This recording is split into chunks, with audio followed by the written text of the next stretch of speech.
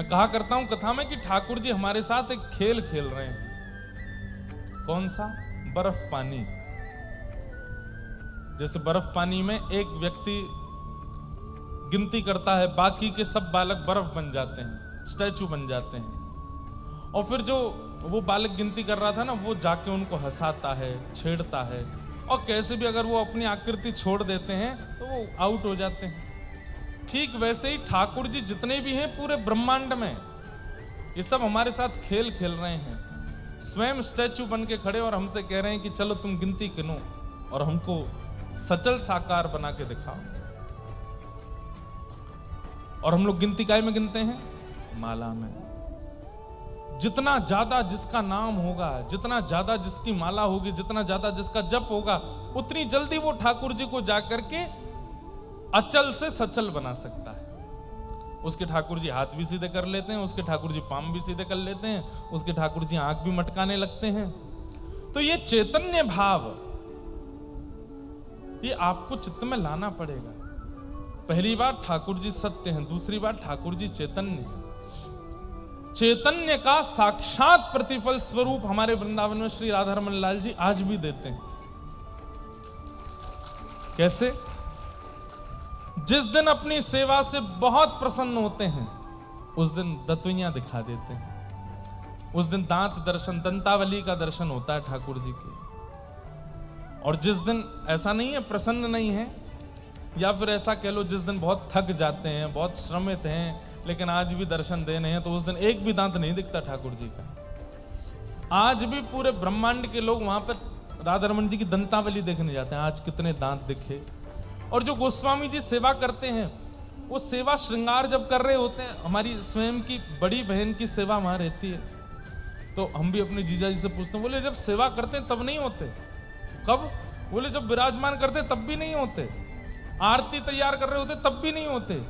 जैसे ही पब्लिक के लिए पर्दा खुलता, सोई उनके दांत दिखने लगते हैं, सोई प्रसन्न हो जाते हैं। आज भी क्यों? चैतन्य, जड़ नहीं है, चैतन्य है।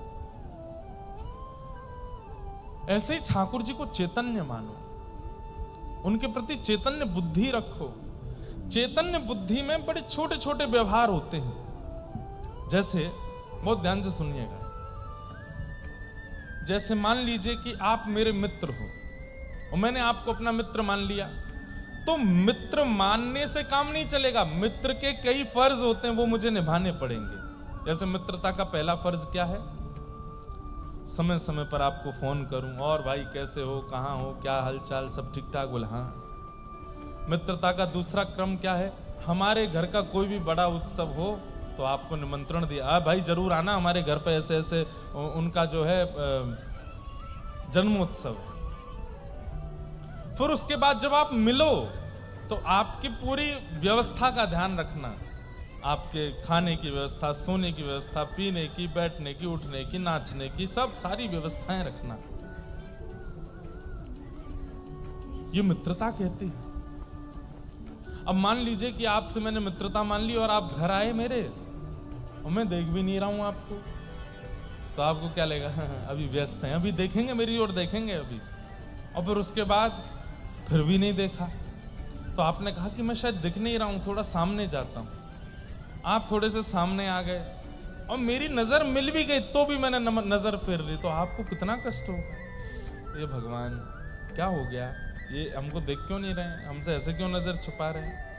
आपने सोचा चलो छोड़ो, मैं जाके बात ही कर लेता हूं। और आप जब सामने आए, और भाई ठीक हो आप? हाँ हाँ ठीक है। कहां से आए? कितना बुरा लगेगा। इसने मुझे मित्र माना था, देखा नहीं चलता, बात नहीं करी चलता, मैं सामने जाके बोला तो बोलता है कहां से आए हो।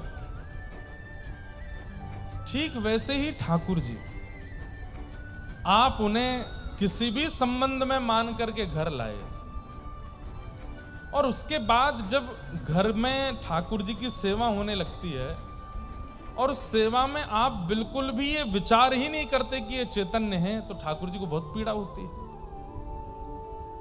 चुभने वाले वस्त्र पहना दिए, सिंथेटिक इत्र लगा दिया जिससे जलन होती है। कई जगह तो बड़े विचित्र हैं, मैंने देखा नहीं है पर मैंने सुना है कि एक जगह इतने सारे भगवान थे घर में कि वो माता जी कैसे नहलाती, बाल्टी में एक साथ सारे भगवान रख के और नल खोल देती हैं और नहा भगवान सबरे, उसमें सर्फ डाल देती हैं, सारे काले हो गए गोरे हो जाएंगे।